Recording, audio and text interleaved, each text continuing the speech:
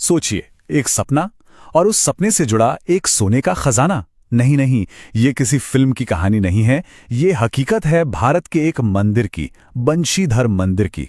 आज मैं कैसी ही कहानी की परतें खोलने वाले हैं, जहां यकीन और हकीकत के बीच की लकीर थोड़ी धुंधली सी हो जाती है। वैसे तो ये बड़ा गहरा सवाल है ना?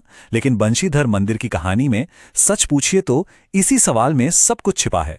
इसकी शुरुआत किसी किताब या सरकारी दस्तावेज से नहीं होती। नहीं, इसकी शुरुआत होती है एक रानी के देखे हुए सपने से। एक ऐसा सपना जिसने सच और कल्पना की दुनिया को एक कर दिया। अब जरा इस नंबर पर गौर कीजिए, 60,800, 1,280 किलो। देखने में तो ये बस एक नंबर है ना? लेकिन ये सिर्फ एक नंबर नहीं है, ये एक वजन है, एक बहुत बड़ा दावा है और एक ऐसे रहस्य का दिल है जो सालों से लोगों को हैरान करता आया है। आखिर क्या है ये और क्यों है इतना खास? जी हाँ, यही है वो दावा। कहा जाता है कि इस मंदिर में मौजूद भगवान कृष्ण की जो मूर्ति है वो 1280 किलो शुद्ध सोने की बनी है। सुनने में ही कितना हैरान करने वाला लगता है ना? मतलब यकीन करना भी मुश्किल है। और बस इसीलिए आज हम यहाँ हैं, सच को अफसाने से अलग करने की कोशिश करने के लिए। तो चलिए अपनी पड़ताल शुरू करते हैं।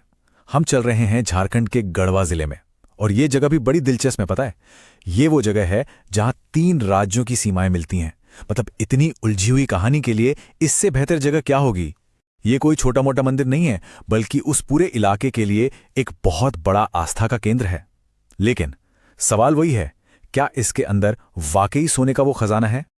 अब देखिए, इस मंदिर को समझने के लिए ना हमें थोड़ा सा टाइम में पीछे जाना पड़ेगा। उस कहानी को सुनना पड़ेगा जो वहां के लोग एक पीढ़ी से दूसरी पीढ़ी को सुनाते आ रहे हैं। और जैसा कि अक्सर बेहतरीन कहानियों के साथ होता है, इसकी शुरुआत भी होती है एक सपने से। तो जरा कल्पना कीजिए, आज से लगभग 200 साल पहले की बात है। एक रानी है, शिवानी कुंवर। वो एक सुबह एक बहुत ही चमत्कारी सपने से जागते हैं। सपने में उन्हें खुद भगवान कृष्ण दर्शन देते हैं और बताते हैं कि उनकी एक मूर्ति कहाँ छिपी हुई है। शुरुआत में शायद थोड़ा शक हुआ होगा, लेकिन फिर भी वो खुदाई का हुक्म देती हैं। और कमाल देखिए, मूर्ति सच में वहीं से निकलती है। लेकिन कहानी में असली मोड़ तो अब आता है, जब उस मूर्ति को महल ले जाने की कोशिश की जाती है तो वो अपनी जगह से हिलती ही नहीं, मानो उसकी अपनी कोई मर्जी हो।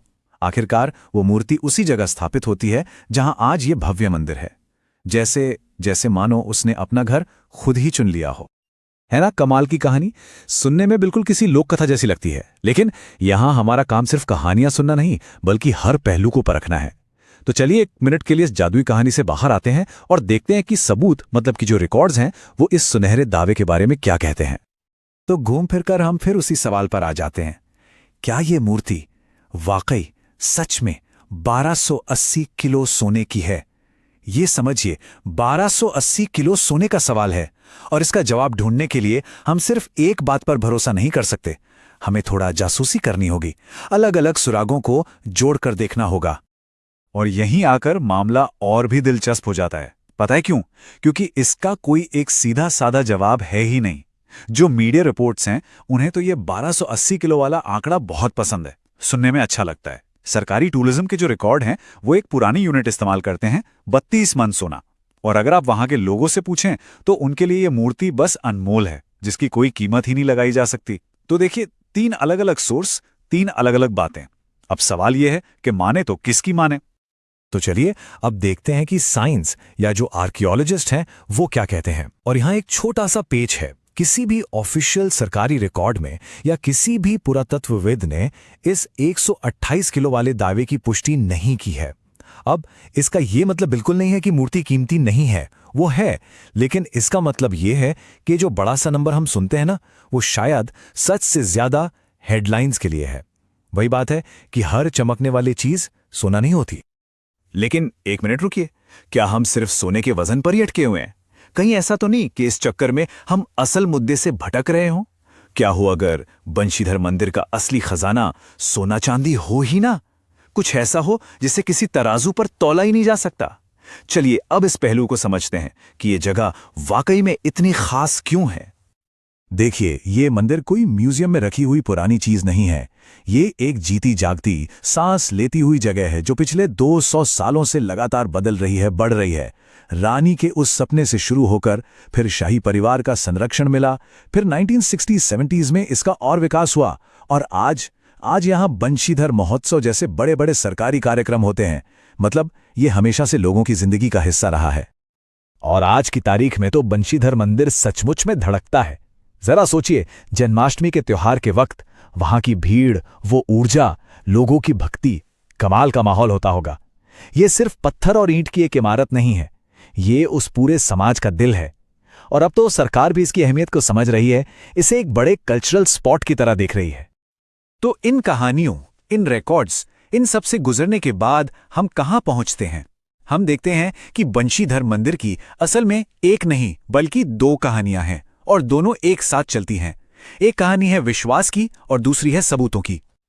और यहीं पे ये पूरा मामला और भी गहरा हो जाता है। एक तरफ है वो जादुई कहानी, एक रानी का सपना, सोने की मूर्ति, एक चमत्कार, यह है आस्था की कहानी। और दूसरी तरफ है इतिहास, जो कहता है कि हाँ, ये एक बहुत ही महत्वपूर्ण मंदिर है, इसमें एक कीमती मूर्ति भी है, लेकिन उसका वजन और उम्र ये सब साइंटिफिकली वेरीफाइड नहीं है। और मजे की बात यह है कि ये दोनों कहानियां मिलकर एक ज्यादा मुकम्मल तस्वीर बनाती हैं। तो शायद हमारे उस 1280 किलो वाले रहस्य का जवाब यही है कि बंशीधर मंदिर की असली कीमत किलोग्राम में है ही नहीं, उसे तौला नहीं जा सकता। उसकी असली कीमत है पीढ़ियों की आस्था में, उन कहानियों में जो वहां सुनाई जाती हैं, और उस समाज में जो उस मंदिर को अपना दिल मानता है। ये एक ऐसा खजाना है जिसे दुनिया का कोई भी तराजू नहीं तौल सकता। तो आखिर में हम बस एक सवाल के साथ रुक जाते हैं, इतिहास की सीमा कहाँ खत्म होती है और लोक कथा कहाँ से शुरू होती है? बंशीधर मंदिर इसका कोई सीधा सा जवाब नहीं देता, बल्कि ये हमें याद दिलाता है कि कभी-कभी सबसे मजबूत कहानियां वो होती हैं तो सच और विश्वास के बीच की उस धुंधली सी जमीन पर पनपती हैं।